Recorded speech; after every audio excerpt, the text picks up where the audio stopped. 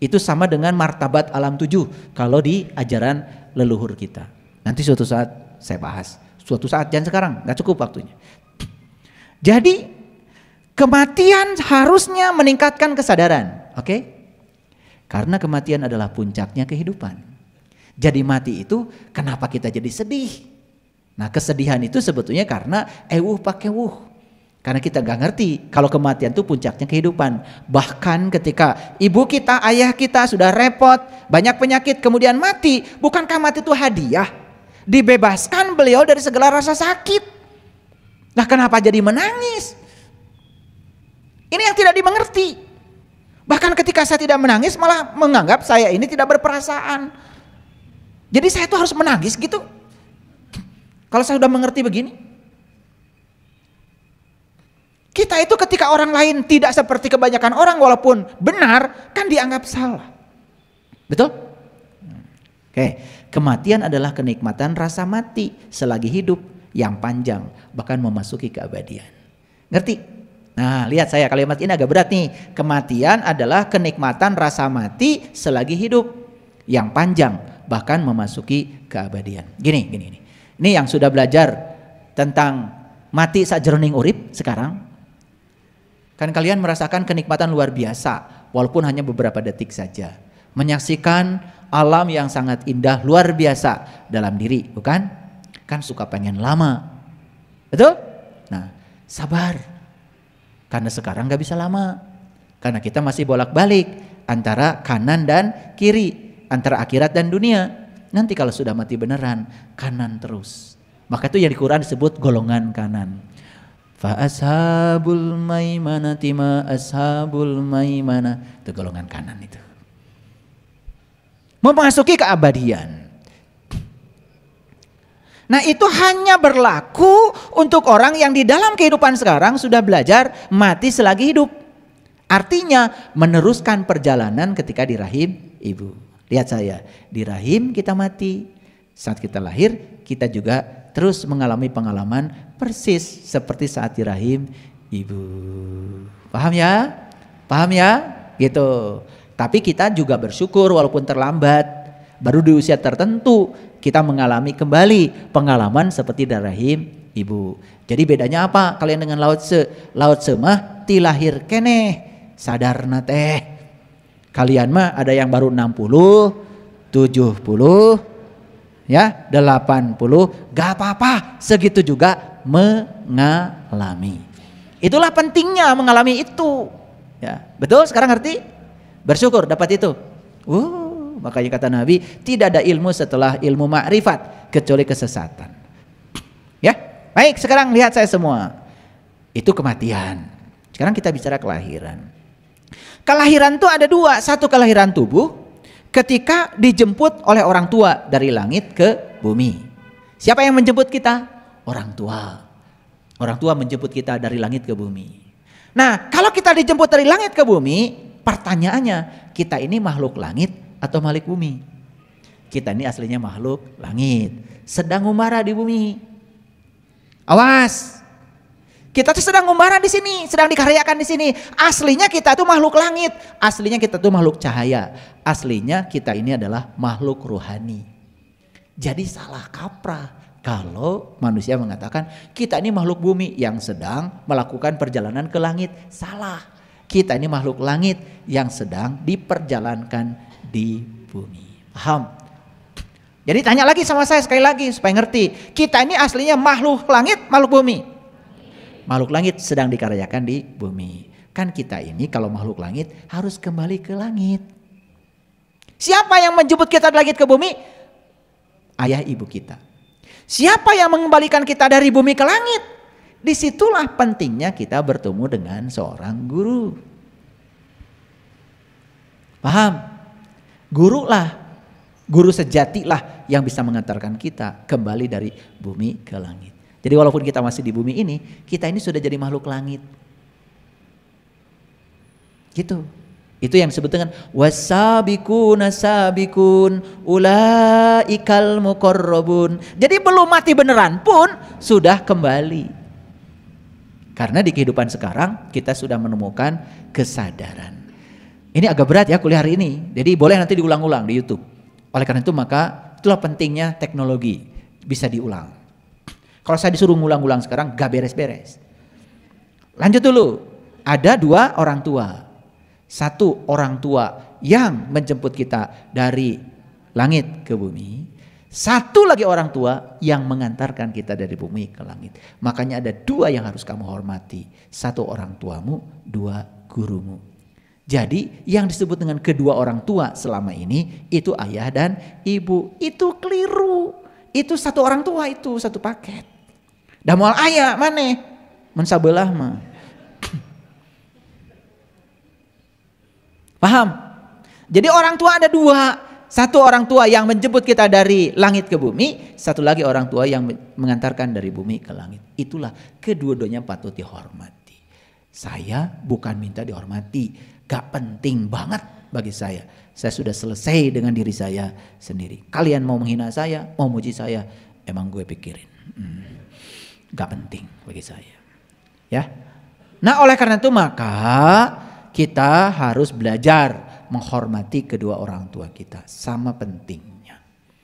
Nah sekarang kita tanya dulu, kalau begitu siapa manusia itu? Jadi manusia itu aslinya makhluk cahaya, aslinya makhluk spiritual yang sedang dikaryakan di bumi. Jadi manusia bukan makhluk bumi yang sedang mengejar cahaya, tetapi makhluk cahaya yang sedang dikaryakan di bumi. Jadi peringatan dari saya untuk semua yang sudah saya ajarkan bagaimana meniti ke dalam diri, jangan pernah mengejar cahaya. Ya, jangan mengejar cahaya. Ya. Karena dikaryakan di bumi, maka diberi tubuh. Untuk apa tubuh? Tubuh ini fungsinya dua. Lihat saya. Satu, kendaraan yang bisa mengantarkan sang jiwa kembali ke langit. Dua, untuk berkarya di bumi. Karena berkarya di bumi perlu tubuh. Makanya leluhur kami di Tanah Priangan menyebut diri itu apa? Jisim abdi. Jisim kuring. Jisim itu jasmaninya, kuring yang kakurung ku jasmani. Jadi itu sudah pengakuan bahwa saya satu paket jiwa dan raga. Paham ya?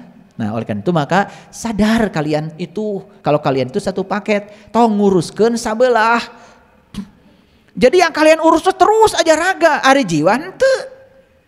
Makanya lagu Indonesia Raya itu doa sebetulnya dari W.R. Supratman. Itu doa sebetulnya. Itu adalah harapan. Makanya di lagu Indonesia Raya yang pertama harus dibangun apa? Jiwanya.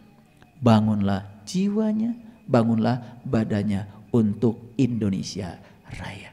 Jadi Indonesia Raya ini akan bisa kita rayakan kalau kita benar ngebangunnya. Bangun dulu jiwamu, baru bangun badanmu. Karena apa? Kalau jiwa sudah sehat, badan ikutan sehat. Salah yang mengatakan di dalam tubuh yang sehat ada jiwa yang kuat. Salah. Ketika jiwanya sehat, tubuhnya akan sehat. Ini sudah diriset oleh Dietrich Linkart namanya. Ya, jadi kalau spiritual seseorang benar, maka fisiknya akan benar. Makanya kalau ada orang mengaku-ngaku belajar spiritual, kepala pusing, jantung berdebar-debar, perut mual, anus ambeien, begitu berdiri kunang-kunang, patut dipertanyakan spiritualnya. Karena kalau orang benar belajar spiritualnya, ketika tubuh spiritualnya sudah benar, tubuh mentalnya benar. Ketika tubuh mentalnya benar, tubuh energinya benar. Tubuh energinya benar, tubuh fisiknya benar. Maaf ya. Jadi maaf, saya bukan menghina. Kalau ada seorang guru mengaku dirinya itu spiritual, guru spiritual, tetapi dikit-dikit masuk angin. Lagi ceramah, berarti ada yang gak beres. Maaf ya.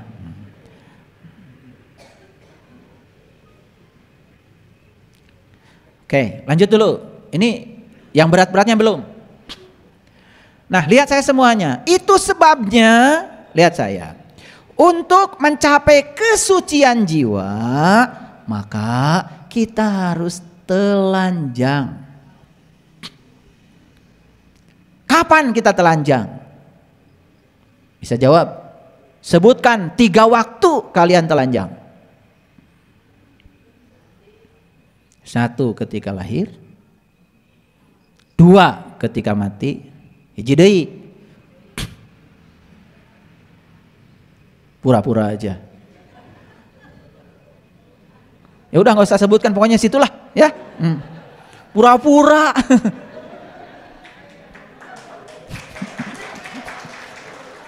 Kenapa malu? Ini masalah kita.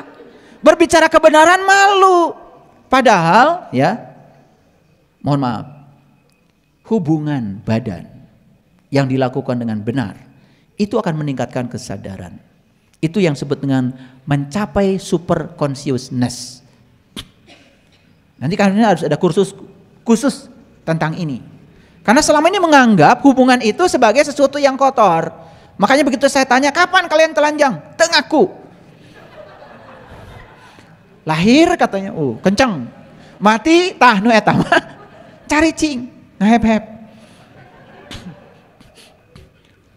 Di situ kita sedang mengalami kesejatian diri. Sebetulnya.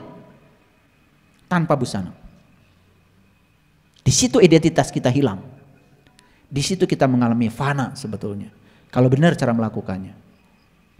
Makanya di negara-negara beradab, seks itu dikenalkan dengan cara yang baik, cara yang benar.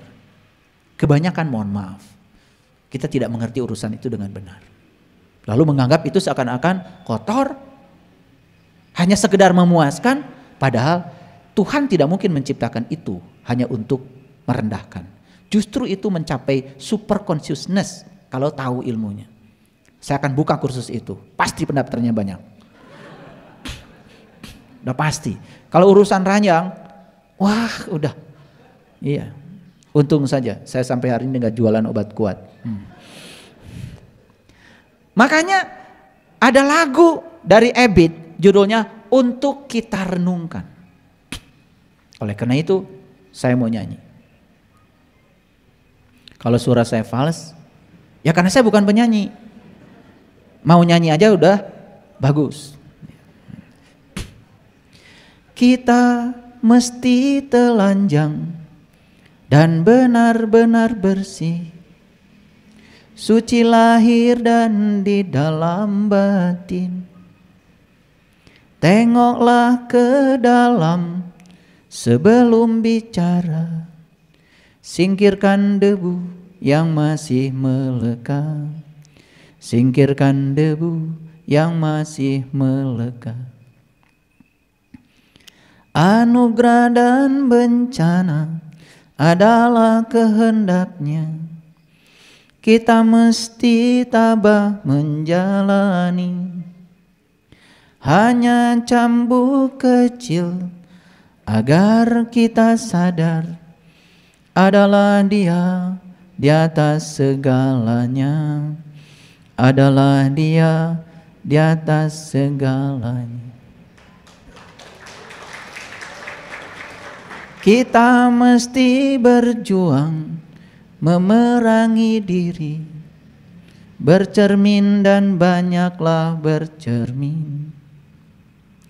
Tuhan ada di sini, di dalam jiwa ini. Berusahalah agar Dia tersenyum, berusahalah agar Dia tersenyum.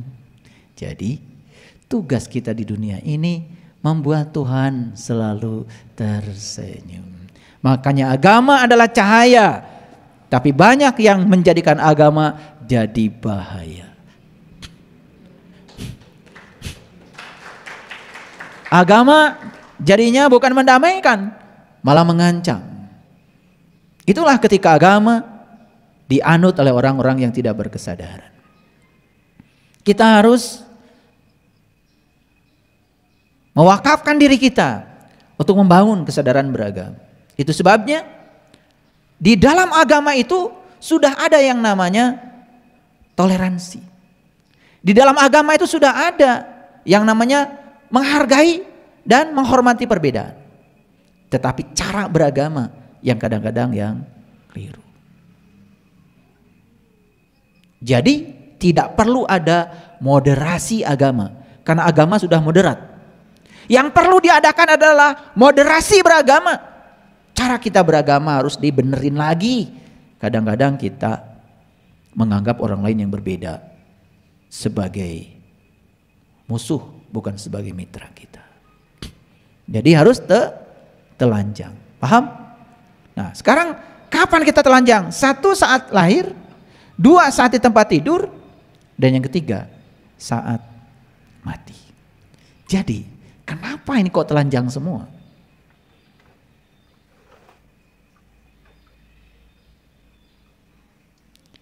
Hanya orang yang telanjang saat dia mati yang selamat. Kan semua orang juga telanjang. Yes, telanjang secara lahir. Tetapi belum tentu secara lahir dia itu telanjang. Apakah dia sudah telanjang dari kemelekatan dia pada hartanya? Apakah dia sudah telanjang dari kemelekatan dia pada orang-orang yang dicintainya? No, belum tentu. Itulah pentingnya kita di dalam kehidupan sekarang belajar mati. Supaya kita bisa melepaskan dari sekarang. Makanya saya selalu mengajak, maaf ya, mungkin di BSI kita banyak sekali, di Bumi Sebatul Yakin banyak kegiatan. Yuk kita ngebangun. Saya cuma mengajarkan kalian tuh telanjang. Karena kalau saya cuma mengajarkan ajaran-ajaran yang cuman enak didengar, hanya baik untuk dibicarakan, akhirnya kita kebanyakan berbicara baik, tetapi tidak melakukan kebaikan. Saya bikin BSI peduli. Ayo kita peduli. Lihat saudara-saudara kita yang tidak mampu. Lihat saudara-saudara kita yang tidak sekolah. Itu yang saya bangun sekarang. Jadi, yuk kalau mau ikut kapal ini, ikuti semua kegiatannya. Karena saya tidak akan mengajarkan yang salah. Saya mengajarkan yang sudah teruji. Karena apa? Karena kita mesti telanjang. Kata Ebit, Tuhan ada di sini. Di dalam jiwa ini. Berusahalah agar dia tersenyum. Kapan Tuhan tersenyum? Tuhan akan tersenyum saat kamu juga tersenyum. Kapan kamu tersenyum? Saat kamu bahagia. Saat kamu bahagia, ketika kamu bisa membahagiakan banyak orang. Setuju? Oke. Saya sedih sekali dengar cerita dari sahabat-sahabat yang datang ke Panti Werda. Ada seorang ibu bercerita, anaknya dia sekolahkan di sekolah tinggi, bahkan di universitas yang terkenal. Anaknya sekarang sudah menjadi seseorang. Dan ketika anaknya sudah menjadi seseorang, ibunya dititipkan di panti jompo. Dan dia tidak pernah menengok lagi ibunya. Dia sibuk dengan urusannya sendiri. Saya nggak tahu apa yang dia cari. Padahal itu adalah hajar aswadnya dia. Itu adalah ibu pertiwinya dia. Kalau ibunya saja ditelantarkan, kebayang ya orang ini seperti apa? Mungkin orang lain bisa ditelantarkan lebih gila lagi. Ibunya saja yang sakit, merasakan sakit ketika melahirkan dia, yang menumpahkan darah ketika melahirkan dia, yang hampir kehilangan nyawa untuk melahirkan dia, itu saja dia telantarkan.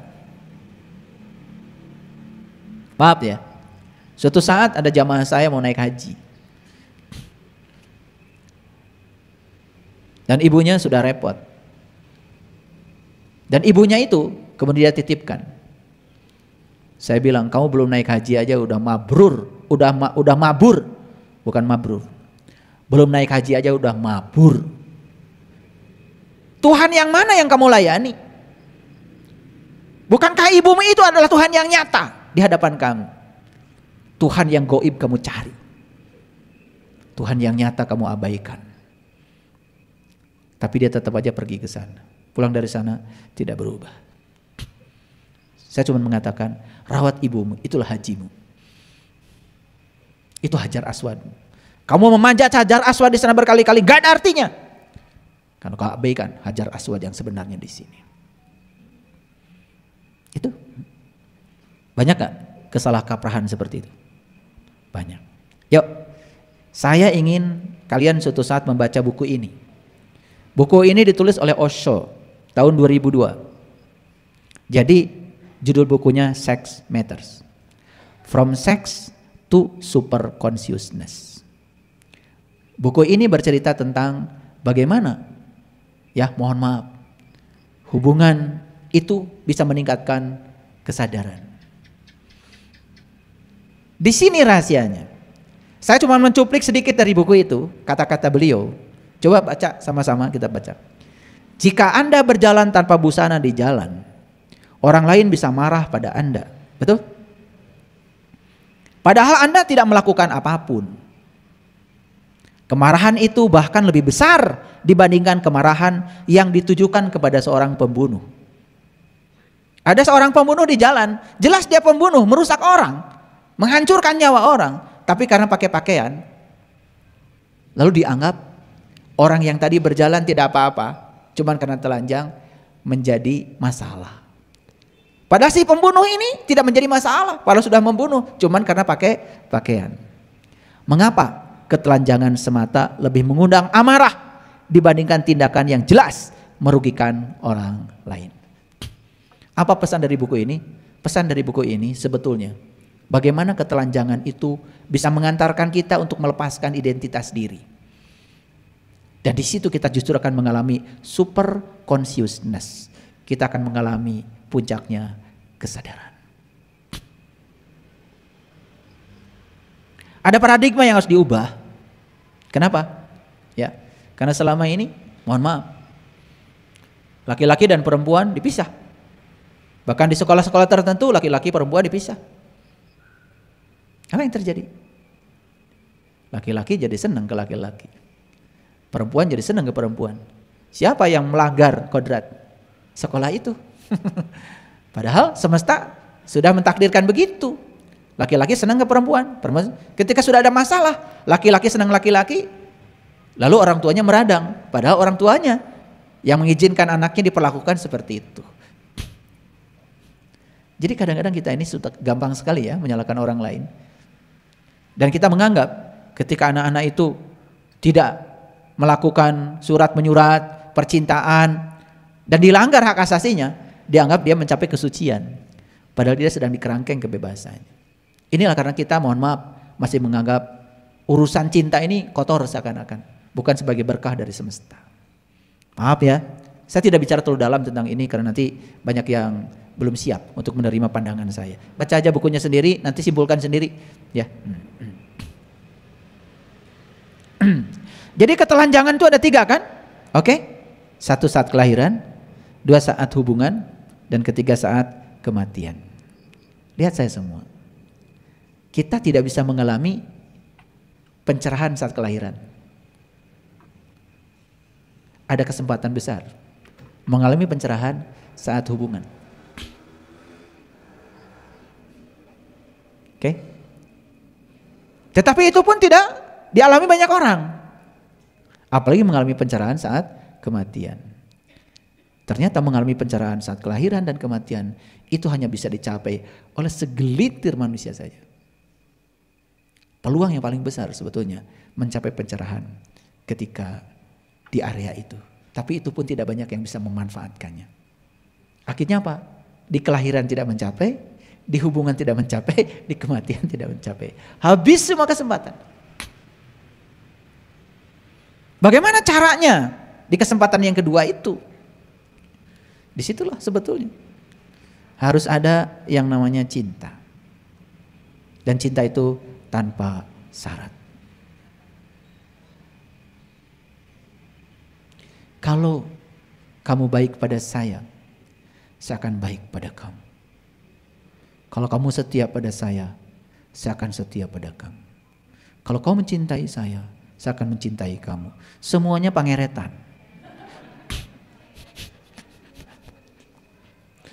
Nah, hubungan yang semacam itu dasarnya udah jelas tidak mungkin bisa mengantarkan pada super consciousness.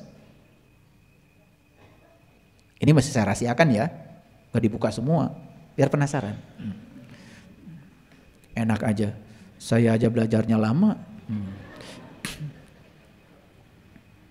Jadi, mohon maaf, ketelanjangan yang saya maksud bukan sekedar ketelanjangan fisik sebetulnya. Tapi ketelanjangan identitas, merasa diri kita siapa. Coba bayangkan ya, kalau dalam sebuah keluarga, seorang suami menempatkan diri sebagai superior, dan pasangannya sebagai inferior, dan pasangannya itu tidak dianggap setara oleh dia, dan harus taat sama keinginan suami, apapun mau suami harus diikuti. menurut saya tidak akan terjadi super consciousness. Hanya terjadi pelanggaran HAM. Di situ yang disebut dengan kekerasan seksual. Bahkan istri sedang tidur dibangunkan hanya untuk melayani ambisi dan hawa nafsu seorang suami. Dan kalau tidak pakai dalil-dalil, kalau tidak melayani kamu masuk neraka gitu. Eta istrina keur sare, HS keur tibra diudangkeun. Luar biasa. Bagaimana bisa saling memberi kalau begitu? Hanya searah. Ya kan? Iya. Hanya searah. Tidak akan terjadi yang namanya peleburan. Tidak akan terjadi yang namanya orgasme. Karena orgasme bukan bahasa seks. Orgasme itu bahasa spiritual. Tidak akan terjadi peleburan di situ. Ya. Yang satu bahkan sambil tidur, yang satu aktif sendiri. Itu sudah kekerasan seksual itu. Tanu seri pang tarik nata. Pagawean gitu wae. Ini bagaimana bisa mencapai super consciousness? Ini spiritual. Saya bicara spiritual, saya bukan bicara seks. Karena tidak mungkin Allah menciptakan alat kelamin hanya sekedar untuk merendahkan kita. Semua yang Allah ciptakan itu semuanya adalah luar biasa. Tergantung cara kita memanfaatkannya. Itu selama ini kita tidak tahu. Dan kita juga tidak mau tahu. Ya, makanya oleh karena itu ketelanjangan mengusik ego dan menyadarkan diri kalau manusia tidak boleh menjadi binatang. Karenanya manusia berupaya menutupi ketelanjangannya dengan berbusana. Kan binatang tidak. Tidak ada binatang pakai baju kecuali di film kartun. Ya toh? Iya. Jadi sebetulnya saat kita mengalami ketelanjangan itu, di situ kan sebetulnya ada pelepasan ego pada diri kita. Kita kembali ke fitrahnya. Itulah kita yang asli, tidak menggunakan topeng, tidak menggunakan baju. Karena kalau sudah menggunakan baju, apalagi baju-baju kebesaran, merasa kita status sosialnya lebih unggul daripada orang lain. Selama kalian masih seperti itu, kalian tidak akan mengalami kelahiran telanjang, kematian telanjang. Tidak akan mengalami itu. Makanya ketelanjangan kan dianggap aneh. Jangankan begitu, mohon maaf. Ketika kita rapi menggunakan baju dari ujung rambut sampai ujung kaki, semuanya ditutup. Ketika melihat orang lain aja, mohon maaf, kepalanya tidak ditutup, kita menganggap itu aneh. Padahal keanehan itu yang menciptakan kita sendiri. Karena kita membangun paradigma, kalau ini benar ini salah. Padahal benar salah penilaian kamu sendiri. Sebenarnya nggak ngerti esensinya apa. Betul nggak? Iya. Tahun 70, tahun 72, 75, ya anak-anak gadis kita pakai kebaya, pakai kain asli orang Indonesia, salamannya juga begini. Dan sekarang sudah tidak ada lagi, hanya ketika ada upacara adat saja. Tuh. Padahal salaman begini itu udah luar biasa. Saya menyaksikan yang mempertahankan ini cuma Bali. Luar biasa. Dan kita tidak merasa sudah kehilangan identitas diri sebagai bangsa yang besar. Dan kita lebih mengagungkan budaya lain daripada budaya bangsa kita sendiri. Dan ketika sekarang ada orang lain yang menegakkan budaya asli Nusantara, malah dianggap aneh. Kita harus telanjang dulu, baru kembali dari titik awal. Menata kehidupan bangsa supaya kita kembali kepada jati diri bangsa kita. Para sahabat, di masa ketika binatang dianggap telah berevolusi dan menjadi lebih mirip manusia, ide mengenai ketelanjangan adalah suatu keanehan. Dan hal tersebut menimbulkan ketidaknyamanan untuk diri. Maaf, ketika ada sebagian sahabat kita yang menggunakan ketelanjangan sebagai budaya dirinya sendiri, seperti di Irian, malah itu dianggap aneh. Padahal siapa tahu ya, mereka dengan telanjang seperti itu lebih mudah untuk menyatu dengan alam, merasakan alam. Betul nggak? Merasakan hawanya pegunungan langsung dengan tubuhnya sendiri. Siapa tahu mereka bisa jadi lebih spiritualis ya dari yang pakai jaket kayak saya. Nah ini saya cuma cerita sedikit aja soal ketelanjangan. Ini bukan cerita seks. Tapi saya sedang cerita bagaimana kita bisa melepaskan ketelanjangan justru. Ketelanjangan yang saya maksud adalah ketelanjangan seperti yang dimaksud oleh Ebit tadi yang saya nyanyikan. Supaya kita tidak punya kemelekatan lagi. Lahir berkesadaran hidup berkesadaran, kemudian mati juga berkesadaran. Hal ini berbeda dengan konsep membunuh yang akan tetap menjadikan kita sebagai manusia. Maaf ya, ketika ada orang telanjang, mungkin kita menganggap aneh. Tapi ada orang yang membunuh banyak orang dan masih ngaku manusia karena pakai baju. Itu dianggap biasa.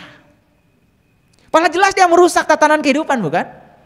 Ada orang telanjang cuman enggak karena telanjang, Anda juga tidak terganggu, bukan? Dan dia tidak melakukan apa-apa.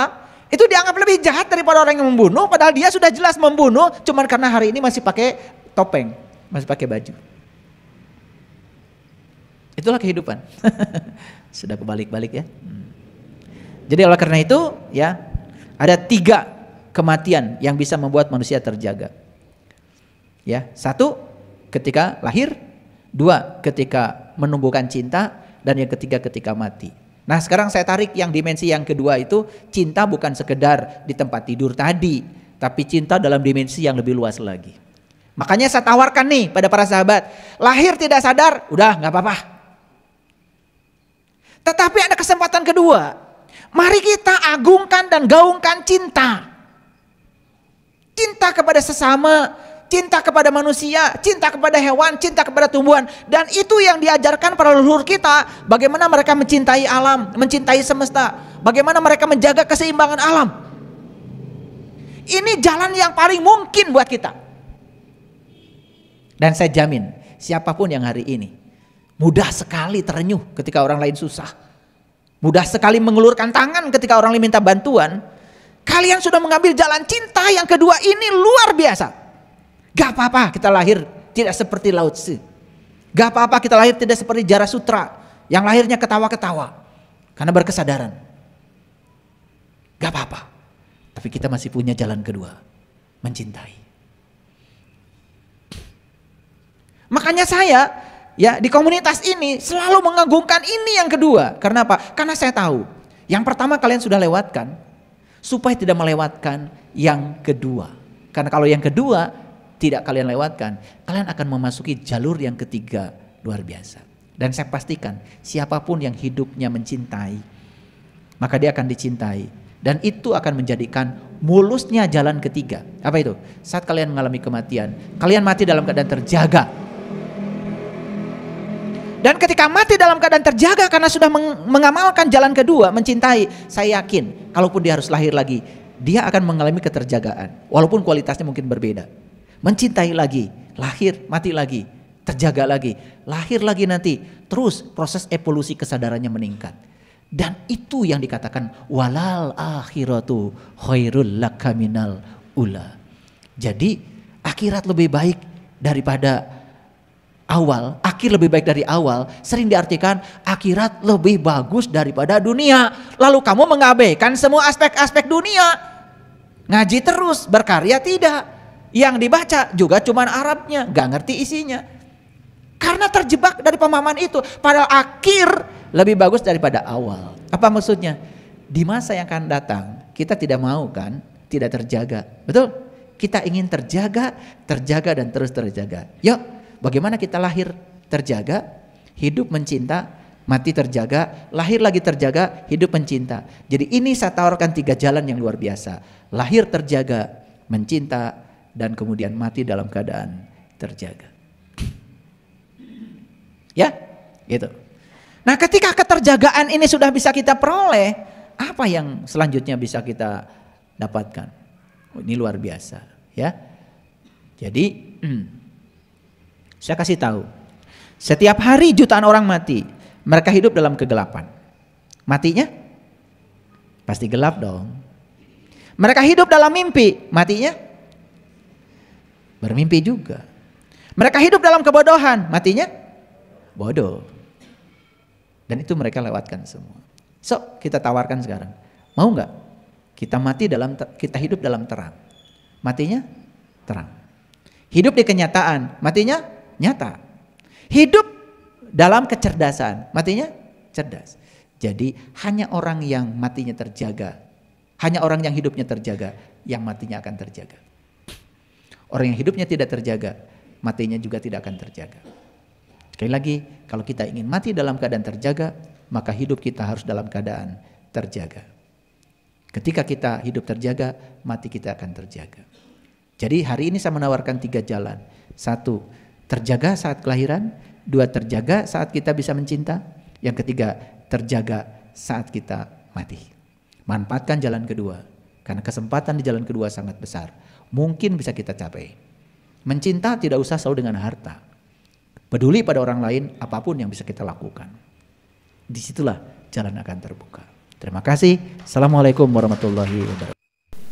Apa yang paling utama dari Tuhan? Apa coba? Apa coba? Yang paling utama dari Tuhan adalah Tuhan itu sendiri. Bukan ilmunya, bukan rezekinya. Yang paling utama dari Tuhan adalah Tuhan itu sendiri.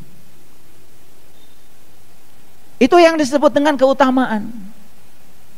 Makanya saya sering mengatakan, jangan mencari uang, cari yang punya uang. Jangan mencari ilmu, cari yang punya ilmu. Jangan cari rumahnya, cari yang punya rumah. Paham ya? Makanya di Quran ada kata-kata yang sangat indah. Li ila fi Quraisy ila fihim rihlata sita'i wasoif falyabudu robbahadal bait. Sembahlah yang punya rumah, jangan sembah rumahnya. Jadi kalau Ka'bah disebut sebagai rumah Tuhan, kemudian kita tidak tahu kepada Tuhan, jangan-jangan kita baru menyembah rumahnya. Karena yang punya rumahnya nggak tahu. Sedangkan yang punya rumah sudah ngasih alamat kepada kita. Yang punya rumah, gimana kata yang punya rumah? Wa huwa ma'akum aimnama kuntum. Dia bersama kamu dimanapun kamu berada. Itu alamat yang pertama. Belum terlalu jelas alamat itu. Tetapi alamat yang kedua yang lebih jelas, dia mengatakan wa nahnu aqrab ilaihi min hablil warid. Sesungguhnya aku amat dekat kepadamu, bahkan lebih dekat daripada urat nadi lehermu. Urat nadi leher di leher. Beliau mengatakan aku lebih dekat kepadamu melampaui urat nadi lehermu. Alamat bukan itu? Kan itu alamat jelas sekali. Berarti dia bersama kita, tidak jauh dari diri kita. Berarti sesungguhnya kalau dia bersama kita dan tidak jauh dari diri kita, masa iya rumahnya jauh dari kita? Kalau dia bersama kita dan lebih dekat kepada kita, kata dia di Al-Quran, berarti rumahnya pun harus dekat dong dengan kita. Makanya dia memberi alamat lebih tegas lagi dalam sebuah diskusi. Kalau tadi Quran, dalam hadis qudsi dia mengatakan begini, langit dan bumi tidak akan cukup untuk menampungku, tetapi kolbu orang yang beriman itulah rumahku. Sehingga dalam hadis qudsi ada kata-kata qalbul mu'min baitullah. Kolbunya orang yang beriman itulah rumahnya Allah. Di sini ada perbedaan. Ternyata rumah Allah yang hakikat adalah kolbunya orang yang beriman. Rumah Allah yang syariat yang disepakati oleh umat Islam, ya sudah nggak usah dibicarakan lagi, karena saya tidak bicara itu. Karena kajian kita judulnya haji dan kurban secara hakikat.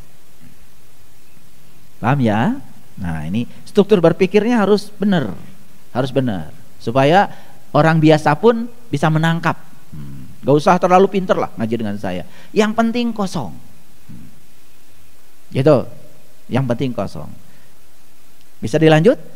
Nah, jadi Quran mengatakan tidak ada dosa bagi kamu mencari keutamaan dari Allah. Fadlan mirabbikum. Apa sih keutamaan dari Allah? Keutamaan Allah yang paling utama ya Allah itu sendiri.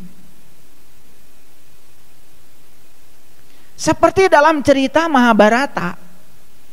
Kenapa Kurawa itu kalah sama Pandawa? Satu kesalahan Kurawa adalah Kurawa mengusir Pandawa.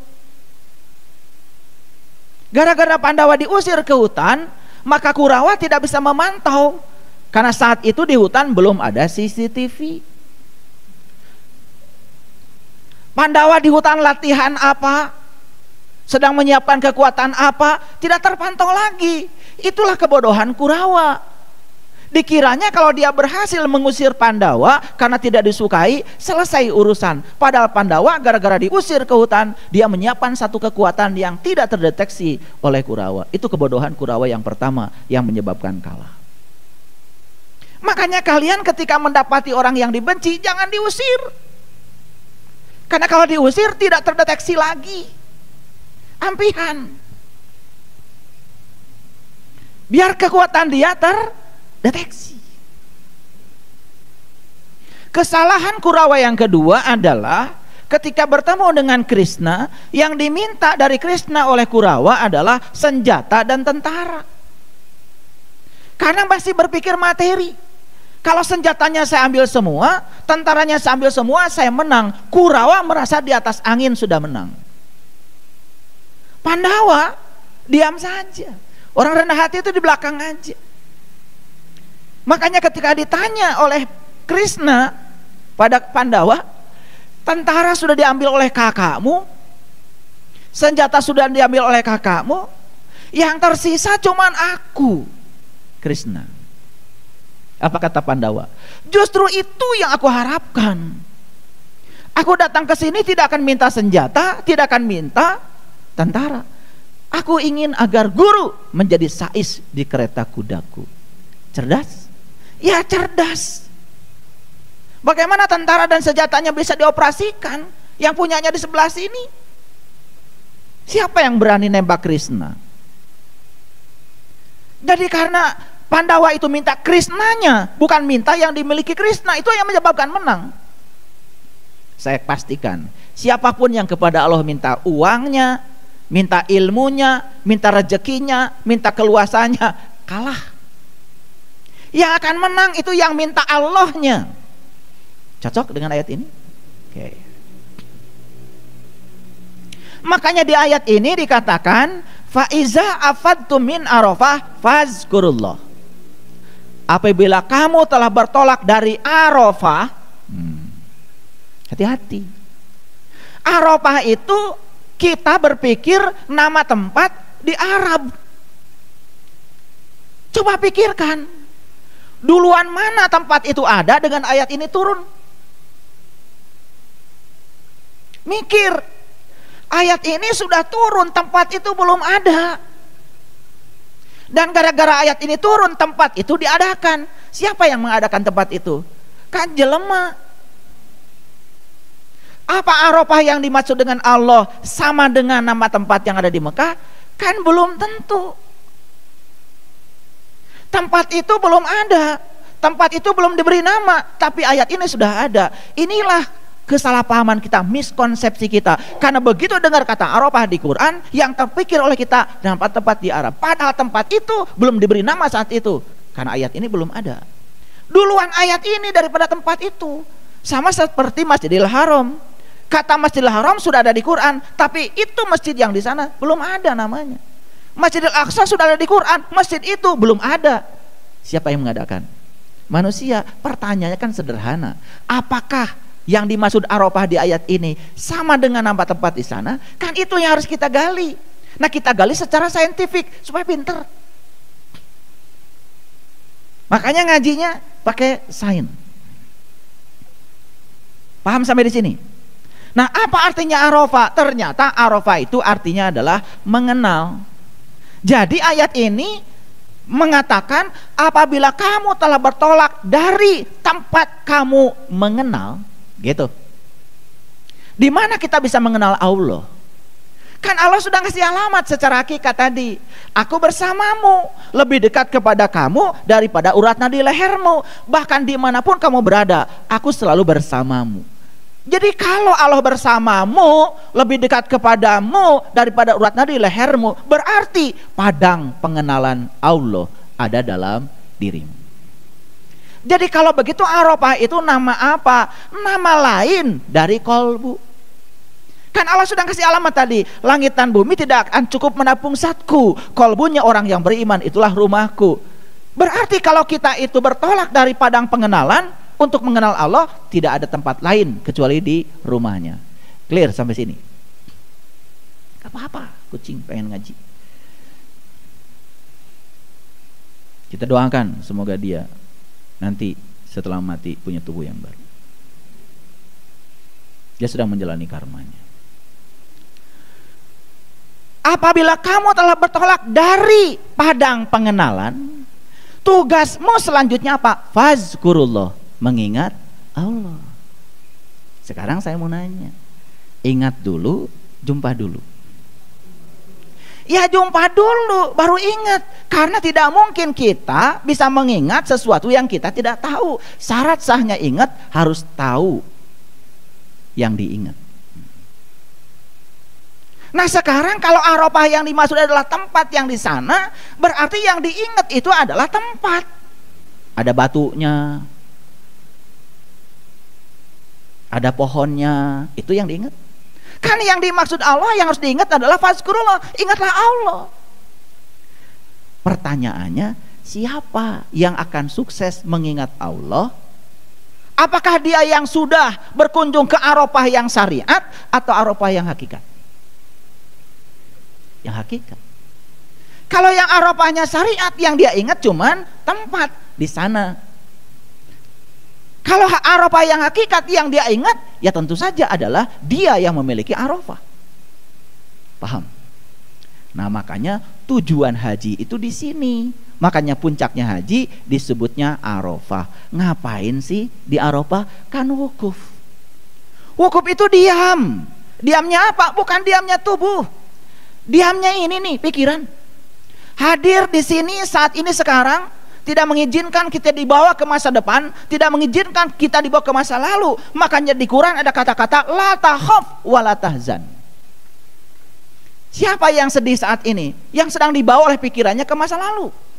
Siapa yang takut saat ini? Yang sedang dibawa oleh pikirannya ke masa depan. Dan siapa yang hadir di sini saat ini sekarang? Itulah yang damai. Itulah namanya wukuf.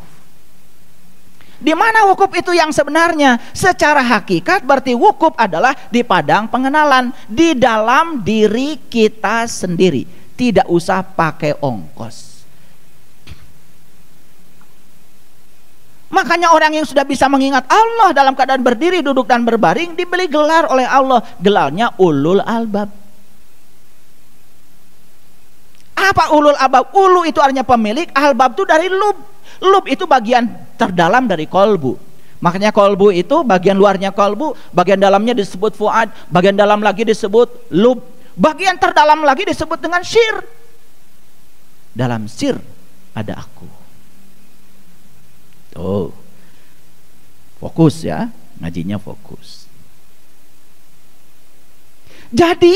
Jadi siapa ulul albab itu? Di Quran dikatakan inna fi khalqis samawati wal ardh wa ikhtilafil laili wan nahar la ayati li ulil albab.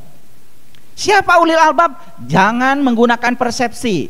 Tafsirkan Quran dengan Quran. Quran mengatakan ulul albab adalah allazina yazkurunallaha qiyaman wa qu'udan wa ala junubihim, yaitu orang yang sudah berhasil mengingat Allah dalam keadaan berdiri, duduk dan berbaring. Jadi tujuan haji yang paling utama adalah menjadikan kita sebagai ulul albab.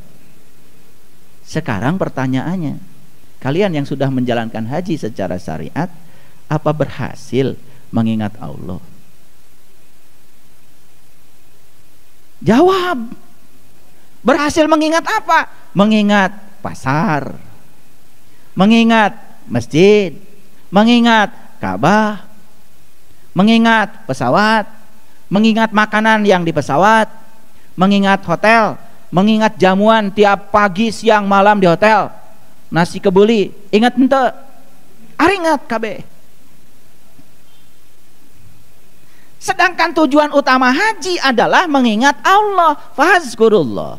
Di mana mengingat Allah itu? Kata Allah di Quran, indal masyaril haram. Jadi mengingat Allah itu di Masyaril Haram. Nah Masyaril Haram ini nama istilah Quran. Sekarang Mas'aril Haram sudah jadi nama tempat, yaitu nama masjid di Musdalifah, namanya Masjid Mas'aril Haram. Duluan mana masjid itu dengan ayat ini turun? Harusnya kalau yang dimaksud Mas'aril Haram itu adalah masjid yang itu, harusnya masjid itu sudah ada dulu ayat ini turun. Sedangkan saat ayat ini turun, masjid itu macan ayat.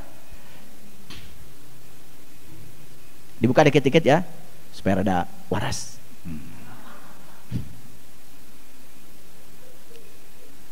Jadi mengingat Allah itu saya mau nanya, di dalam apa di luar?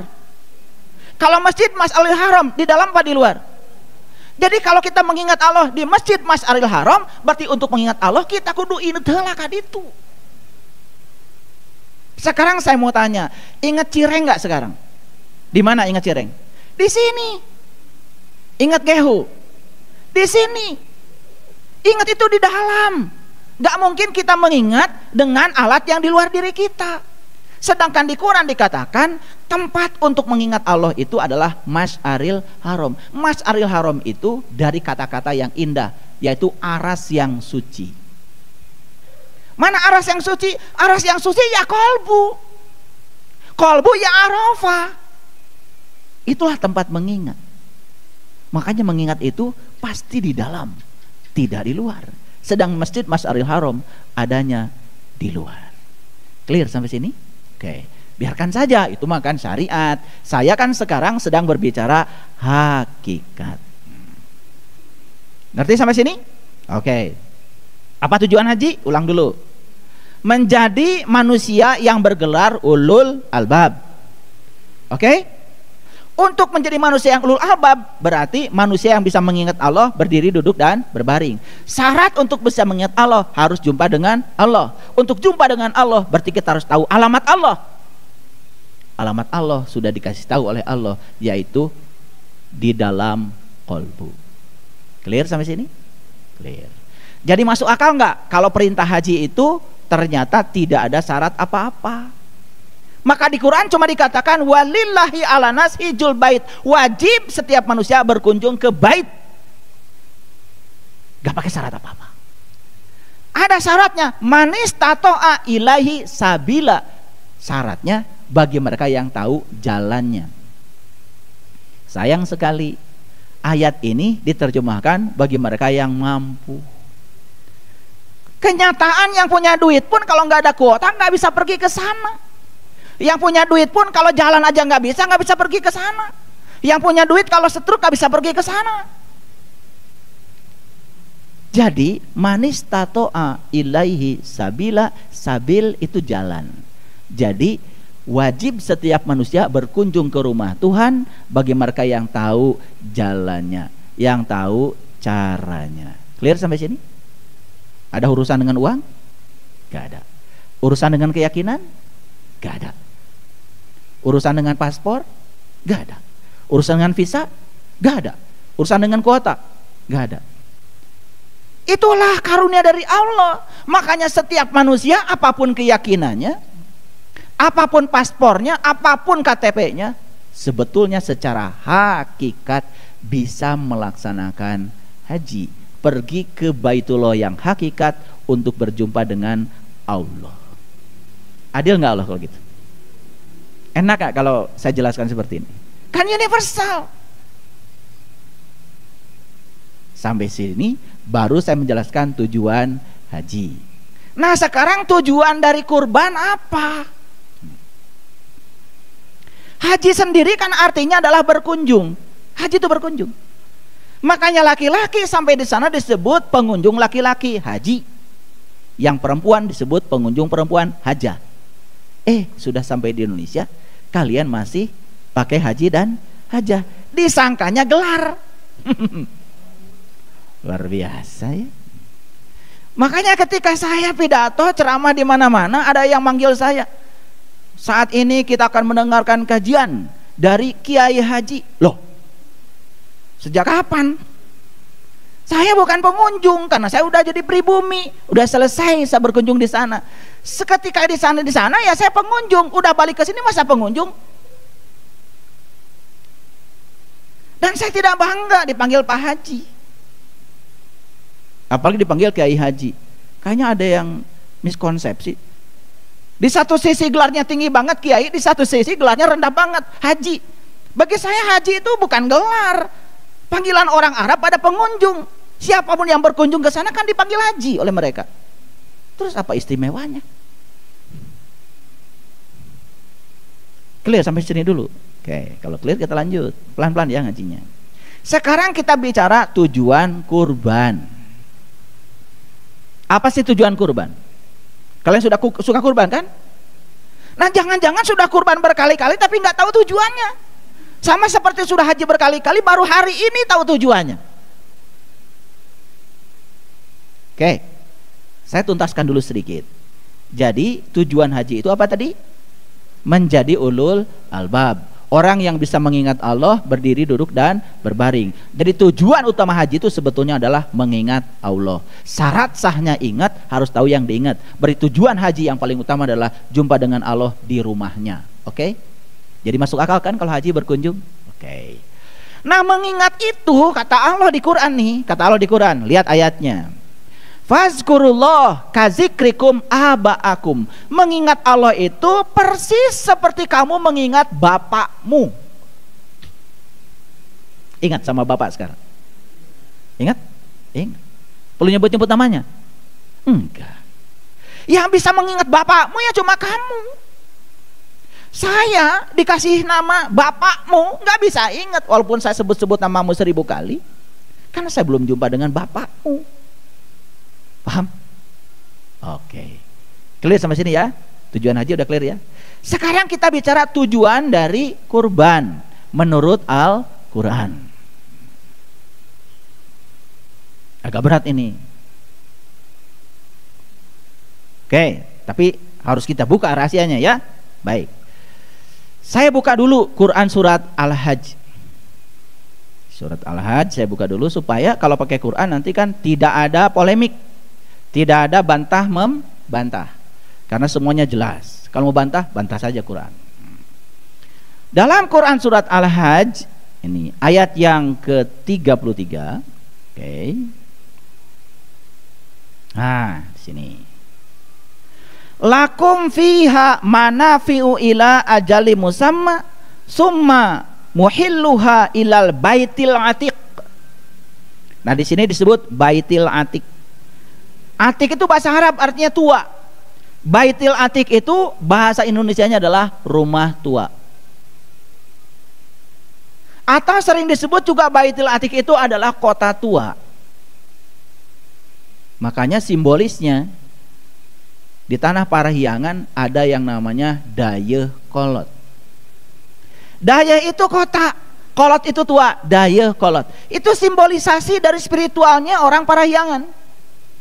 Nama jalannya aja Mas Kumambang, Mijil, Sinom, Kinanti, Asmarandana, Gambuh, Dandanggula, ya.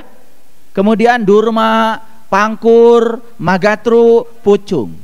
Itu perjalanan manusia sejak dari lahir, dari kandungan sampai dia meninggal. Pucung tuh pocong, sampai jadi pocong. Itu dibikin dalam bentuk jalan. Nah, ternyata di Dayeuh Kolot ada satu tempat namanya Tegal Lega. Tegal itu kan tempat lega itu luas tanpa batas. Nah, kalau di Quran dikatakan ada yang namanya gua, gua yang tempatnya tanpa batas, luas tanpa batas. Gua tuh gue tuh aku. Aku itu adalah tempat Allah bersemayam. Karena Allah maha luas, berarti rumahnya dalam diri kita luas tanpa batas. Itulah sebetulnya Tegal Lega kita secara hakikat. Di Jakarta ada kota tua. Diganti sekarang jadi Batavia. Sembarangan. Itulah karena nggak ngerti spiritual.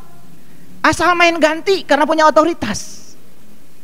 Padahal orang Jakarta, leluhur Jakarta tuh ahli ma'rifat. Panggil dirinya aja gua itu surat Al-Kahfi Quran. Gue tuh aku. Makanya kotanya disebut kota tua.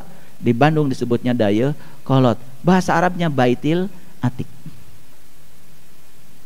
Mari kita lihat ayat ini. Bagi kamu ada binatang-binatang Binatang itu ada beberapa manfaat sampai kepada waktu yang ditentukan. Kemudian tempat wajib menyembelihnya ialah di Baitil Atiq. Tempat wajib menyembelih binatang itu adalah di Baitil Atiq.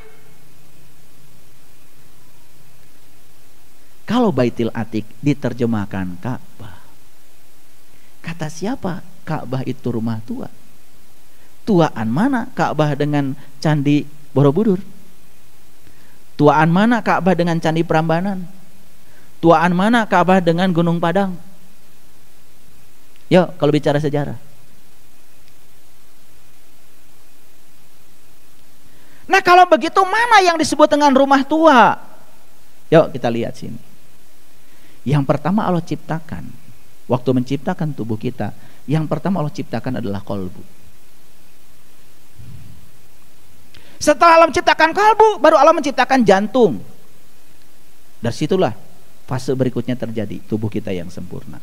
Jadi rumah tua adalah rumah pertama yang Allah ciptakan dalam diri kita, yaitu kolbu. Jadi Baitil Atiq yang sebenarnya adalah kolbu. Berarti menyembelih hewan itu baru sah kalau dilakukan di Baitil Atiq, di rumah tua. Di mana kalau begitu? Di sini.